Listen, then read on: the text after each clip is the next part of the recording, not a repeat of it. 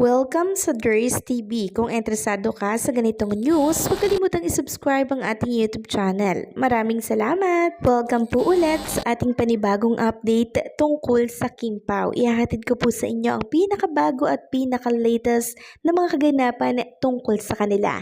Kaya naman kung hindi ka pa subscriber ng ating channel, pindutin nyo na ang notification bell para lagi kayong updated sa mga balitang trending at napapanahon. So ayun, welcome back again sa ating YouTube channel mga ka-Kim Pao, and for today's video nga pag-uusapan natin ay mga importanteng ganap kina Kim and Paolo Avellino ngayong araw po ng Lunes. And unahin natin pag-usapan ng tungkol dito sa pa-block screening ng Kim Pao International sa SM Aura. So ito ipapakita ko po sa inyo mga ka-Kim Pao yung eksena dito sa SM Aura na talaga naman pong ang daming mga fans ang nagpunta dito.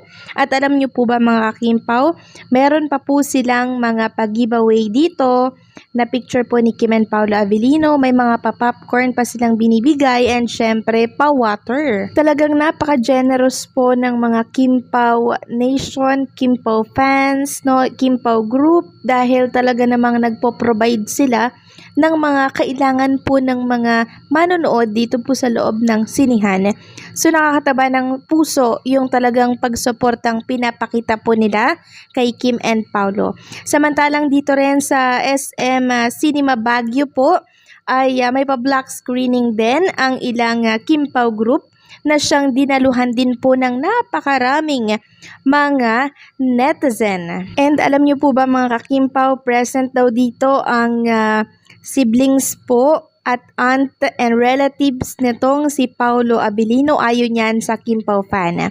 Sabi nga dito, successful block screening at SM Cinema Baguio with Papi sibling, aunt and relatives from our team Kim Pao Solid Angels. So ayan mga Kim Pao, napakalinaw po na suportado ng pamilya po ni Paolo Avellino etong pelikula po nila with Kim Chiu. Meron kasing ibang mga bashers na nagsasabing wala daw sa premiere night etong pamilya ni Paolo Avellino, pero dito po pala babawi mga ka-Kim Pao.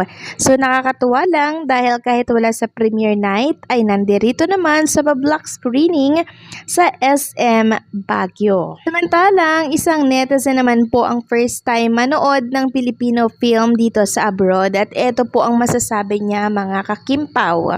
Napamura po siya. Sabi niya ang yayaman ng target market nyo, Princess Chinita at Paolo Avellino. Yung isang tingin alam mong ekta-ektaryang lupain na ang pagmamay-ari sa Pinas at bibigyan ka ng milyon para layuan ang anak. So yes po mga ka-Kim Pao, totoo po yan. Talaga namang napakayayaman at mapepera po ng mga sumusuporta kay Kim at Paolo Avellino. Talagang sila yung fan na willing po talagang gumastos ng napakalaking pera para lamang po kay Kim and Paolo Avellino. So nakakatuwa, no? Pambihira po itong mga fans ni Kim and Paolo Avellino dahil napaka-generous, bukod tangi. Sabi nga dito ng isang fan, no? After 40 years ngayon lang uli kami ng family ko nakapasok sa sinihan. May labo make it disappear lang talaga ang sakalam. Nag-enjoy si mother ko sa movie kasi first time na lumabas kami na hindi siya nagreklamo talaga dahil nga naka-wheelchair na siya. Natawa ako sa mother ko kasi sabi niya, nagpapahalik na raw si Kim sa movie niya. Sabay kilig si mother. So ayan no mga ka-Kim Pao, kahit talagang naka-wheelchair, yung mga senior citizen natin na mga Kim Pao fan, talaga namang willing po silang pumunta. Ika nga po, walang makakahadlang basta kami ay manonood ng may label make it disappear. Ganyan po katitindi ang pagmamahal at pagsuporta ng Kim Pao fan. Kaya naman, napaka-grateful po at blessed ni Kim and Paolo Avellino sa inyong lahat. Nakikita po ni Kim and Paolo Avellino yung mga ginagawa po ninyo, and sobrang thankful po sila sa inyong lahat. Kaya nga po sabi ni Chinita Princess, hindi niya po alam kung paano po sila makakabawi sa mga ginagawa po ninyong lahat for Kim and Paolo. Next topic naman, pag-usapan natin ang tungkol dito sa tila baga ay pagpaparaya po ni Kim Chiu sa gusto po ni Paolo Avellino. So kahapon di po ba ay nilabas yung tungkol doon sa lie detector test na kung saan ang tanong doon kay Paolo Avellino ay deal breaker ba para sa'yo kung magko-computer lang ako araw-araw buong buhay ko? At ang sagot po dito ni Chinita Princess ay kung ano man daw po yung magpapasaya sa isang tao.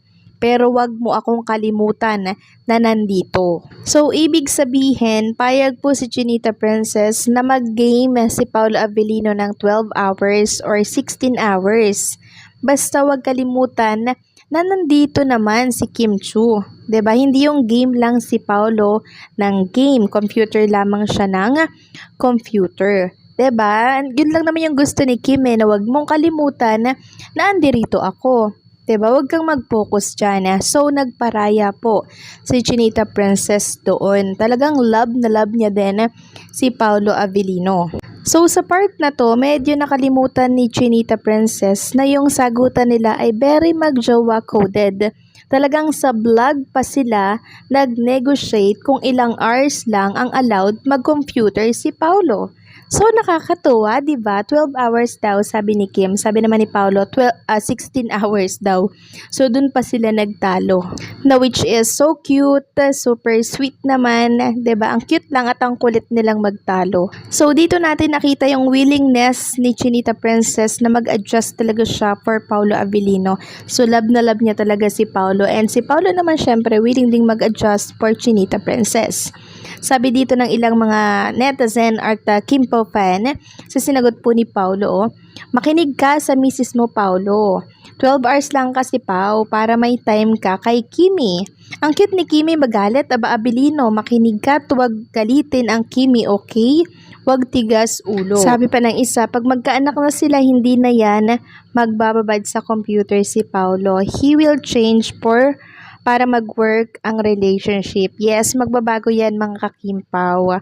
Magbabago po yung kanilang gawain, magbabago yung kanilang pananaw pag nagkaroon na sila ng supling or kambal. Lahat mababago mga kakimpaw. Kaya yung mga sinasabing niya ni Paolo Avellino, wag tayong masyadong magre-rely dyan dahil magbabago pa yan mga kakimpaw. Lalo na po doon sa sinabi ni Paolo Avellino na maybe magsisettle down siya. Huwag yung masyadong sineseryoso yan dahil yung relationship ni Kim and Paolo Avellino hindi po sila pang promo.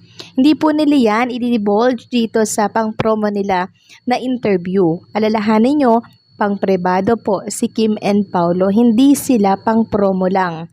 Okay? Kaya huwag kayong masyadong magre-rely sa mga inilalabas nilang pa-interview. Kasi alam natin na showbiz ang mga sagutan nila dyan. Dito lang tayo magbase sa mga kilos at galaw nila na hindi po scripted at may kusang galaw para sa isa't isa. So, anong say ninyo dito mga kakimpaw? Hanggang dito na lamang po ang update natin. At maraming salamat sa patuloy na pagsuporta.